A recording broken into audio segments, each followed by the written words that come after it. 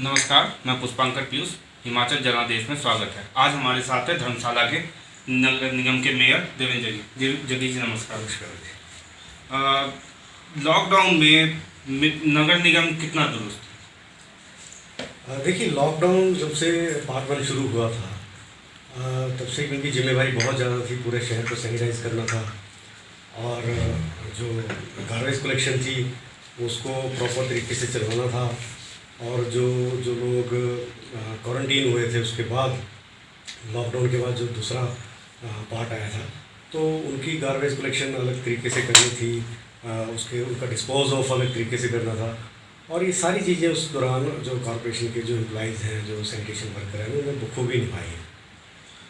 अब जबकि लॉकडाउन टूट चुका है, खुल चुका है, लॉकडाउन 3.0 की घोषणा हो चुकी है MHA के द्वारा, तो अब नगर निगम पे कार्यभार कितना बढ़ चुका है?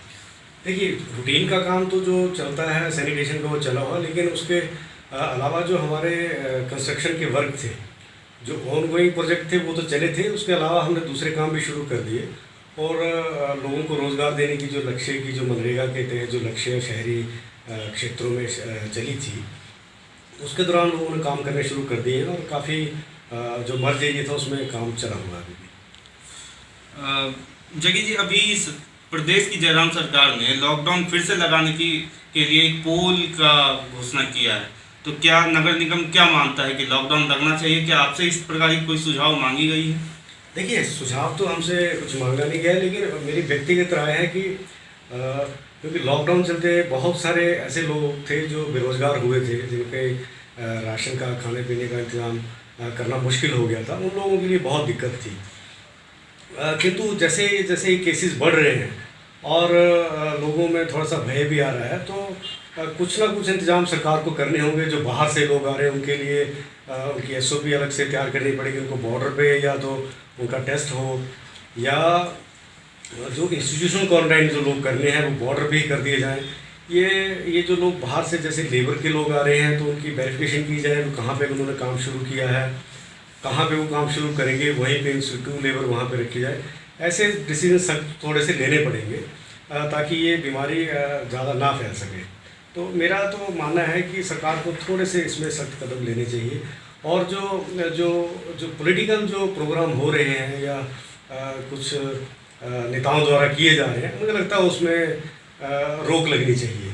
क्योंकि कहीं पे ऐसा देखा जा रहा है, जैसे अभी नदौन का हमने देखा कि पॉजिटिव आने के बावजूद वो पब्लिक मीटिंग करते रहे, और भी बहुत सारे, मैं पर्टिकुलर किसी की बात नहीं करूँगा, लेकिन जो पब्लिक जो पॉलिटिकल गैदरिंग है उस पर टोटल रोक लगना बहुत। आपने पब्लिक मीटिंग की बात की। अभी कुछ समय पहले सरकार, प्रदेश की जयराम सरकार भी यज्ञ हवन करवा रही थी। उसके बाद पेट्रोल और डीजल दाम बढ़ने के बाद कांग्रेस ने भी रैलियां निकाली।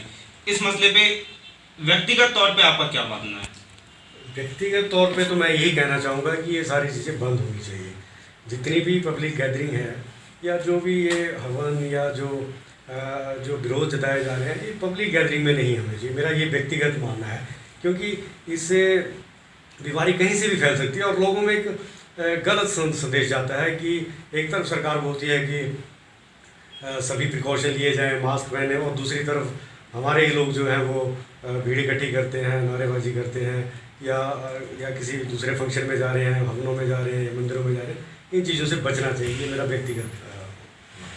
नगर निगम के लिए सबसे बड़ा सवाल सुधेर की डस्टबिन समस्या है। वो करीबन 2 सालों से लंबित पड़ी है। इसको लेकर आप क्या कर रहे हैं? देखिए, जो अंडरग्राउंड बिन है, जो पहला एक था जिसमें 70 लोकेशन पे लगने थे, वो तो कॉरपोरेशन ने लगा दिए थे। और जो दूसरा 70 लोकेशन का था, वो स्मार्ट सिटी से वो भी लग चुके हैं। और क्योंकि बहुत सारा जगह हम देख रहे हैं कि डस्टबिन के जो ढक्कन निकले हुए हैं और कहीं पे कचरा ज़्यादा पड़ा होता है, तो उसके लिए जो 2 गाड़ियाँ हमने जो जो उस टेंडर में थी, उसमें वो काम चला, गाड़ियाँ उठाती हैं उसको। लेकिन कई कई जगह पे हम देखते हैं कि डस्टबिन कई बार लेट भी उठता है, क्योंकि गाड़ी फंस जाती है, गाड़ी ख़राब हो जाती है, या ढक्कन निकले हुए। लेकिन उसमें जो टेंडर हुआ था उसी में ऑपरेशन एंड मेंटेनेंस था, तो जैसे जैसे ढक्कन निकलते हैं कंपनी वालों को बोल के हम दोबारा उसमें लगवाते हैं। लेकिन सुधेर को लेकर क्या कर रहे हैं आप?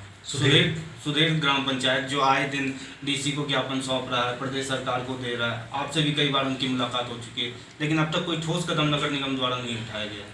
देखिए, इसमें पहले सर गवर्नमेंट की डायरेक्शन थी कि क्लस्टर बेस पे कांगड़ा में इकट्ठा लगाया जाएगा, जिसमें सभी यूएलबीज जो साथ में जैसे नगरोटा, धर्मशाला, पालनपुर, नूरपुर, ज्वाला जी, ये सभी वहाँ फेंकेंगे। लेकिन वहाँ पे जगह नहीं मिल पाई, तो वहाँ पे वो सक्सेस नहीं हो पाया।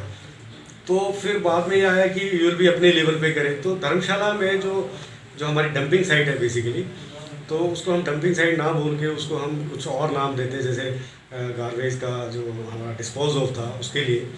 लेकिन वो अब डंपिंग साइट बन के रह गई है। और पिछले पिछले 4-5 महीनों में, क्योंकि लॉकडाउन लग गया था, उसके दौरान उससे थोड़ा सा हमने पहले भी जो वहाँ पे 2-3 मशीनरी हमने वहाँ पे लेके आए, जैसे बेलिंग मशीन है, श्रेडर है, और जो सेग्रीगेट करती है कचरे को, वो मशीन्स हमने वहाँ पे लगवाई हैं। और अब तो हमने ये किया, पिछले पिछले 1 महीना पहले हमने अब मैनुअल सेग्रीगेशन के लिए हमने वहाँ पे 15 लोग वहाँ पे डेली रखे हुए हैं, जो प्लास्टिक को अलग करते हैं और सूखे कचरे को अलग से करते हैं। तो हम डेली के डेली जो नया कचरा है उसको भी सेग्रीगेट कर रहे हैं, और जो पुराना जो लीचड वेस्ट है, जो पुराना पॉलीथीन वहाँ पर पड़ा, उसको भी कलेक्ट करके उसको अलग से उसके बिलिंग मशीन में उसके पैकेट बना के उसको अलग से कर रहे हैं। तो मुझे लगता है कि अगर ये कोरोना का समय ना आता तो हम थोड़े से इसमें आगे बढ़ते, लेकिन अब बरसात आ गई है। पर हमने स्मार्ट सिटीज़ भी प्रोजेक्ट उसमें रखा हुआ है, और शीघ्र ही हम वहाँ पे एक अच्छा सा वो बना के उसमें हमने वहाँ पे प्लांटेशन भी की है। और जो लोगों की समस्या है कि पानी नीचे से जाता, पानी दूषित हो सकता है, वो उनकी समस्या जायज़ है, और हम शीघ्र ही इस पर भी काम कर रहे हैं, और डंपिंग साइट को हम बड़ी जल्दी क्लियर कर रहे हैं। जो अंडरग्राउंड डस्टबिन है वो आज 100 पीस बन के रह गया धर्मशाला में। खबर यहाँ तक आ रही है कि मेंटेनेंस का काम कॉन्ट्रैक्टर 15 दिन में हस्तांतरित नहीं हुआ तो डस्टबिन फिर से खाली नहीं होंगे। एक तो वैसे ही कचरों का ढेर लगा रहता है उसके बगल में, अगर अब कॉन्ट्रैक्ट रिन्यू नहीं किया गया तो फिर वो और अंबाड़ लग जाएगा। इसको लेकर नगर निगम अब तक क्या प्रयास कर रहा है? देखिए, उसमें कॉन्ट्रैक्ट तो रिन्यू की अभी ऐसी कोई बात है नहीं उसमें, क्योंकि अभी उनके साथ जो ऑपरेशन एंड मेंटेनेंस का वो तो हमने एक बार टेंडर लगाया था, लेकिन क्योंकि वो सिंगल बिडर था तो शिमला में उसकी अप्रूवल के लिए भेजा था। उसके बाद कोई वहाँ से हमें प्रपोजल आई नहीं या कोई इन्फॉर्मेशन आई नहीं। और जो गाड़ियाँ जिनसे वो उठाते थे वो कॉरपोरेशन ने अपने नाम करवाई हैं, तो ऐसा मुझे लगता नहीं कि ऐसी कोई संभावना है कि वो बंद कर देंगे। और अगर ऐसा कभी होता है तो हमारे लोग ट्रेन किए हुए हैं, वो लोग गाड़ी चलाएंगे और उनको लिफ्ट अप करेंगे। लेकिन मुझे लगता नहीं कि ऐसी संभावना आएगी, क्योंकि जो कंपनी है उनके साथ कमिश्नर साहब की बैठक उनसे होती रहती है, तो इस मुद्दे पर बातचीत चलती रहती है। एक सवाल है, कचहरी बस अड्डे के पास एक परिवार रहता है शौचालय के अंदर, उसकी मेंटेनेंस का काम भी करता है, विजय नाम है, बिहार के रहने वाले हैं, लखीसराय के। उनको लेकर उनके बारे में कहा जा रहा है कि उनको कोई घर की व्यवस्था नहीं है, वो वहीं पे उसी बदबू में जीने को मजबूर है। तो नगर निगम प्रशासन उनको लेकर क्या कर रहा है? देखिए, मेरे ध्यान में तो ये बात आई नहीं, अभी आपके द्वारा ही मुझे पता चला कि ऐसा वहाँ पे है।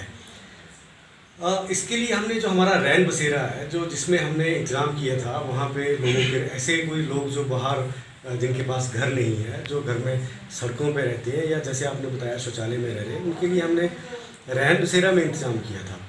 और वहाँ पे 2-4 लोग रहते थे, 8 बेड लगे थे, और उससे अलग से हॉल था, वहाँ पे खाना बनाने का इंतज़ाम था।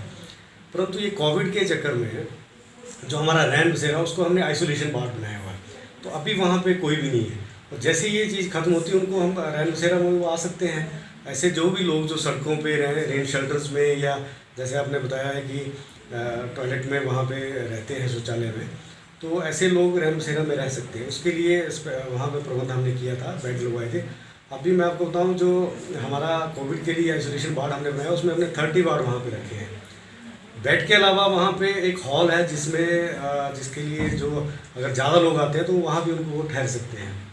पर जैसे ही कोविड का ये ख़त्म होगा उसमें हम नीचे वाले फ्लोर पे उनको शुरू कर देंगे, क्योंकि कोविड के चलते वहाँ उसके रैन बसेरा में किसी और को नहीं भेज सकते, इसलिए हो सकता है ये हुआ हो। अगले साल फिर से मेयर का इलेक्शन होने वाला है, तो आपकी दावेदारी कितनी सुनिश्चित मानते हैं आप?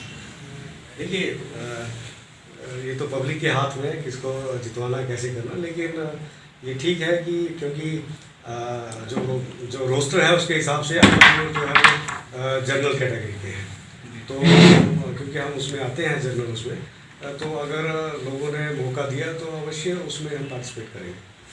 धन्यवाद जग्गी जी हमसे बात करने के लिए। हिमाचल जनादेश की तरफ से मैं अपने साथी नरेश और विशाल डोगरा के साथ धर्मशाला।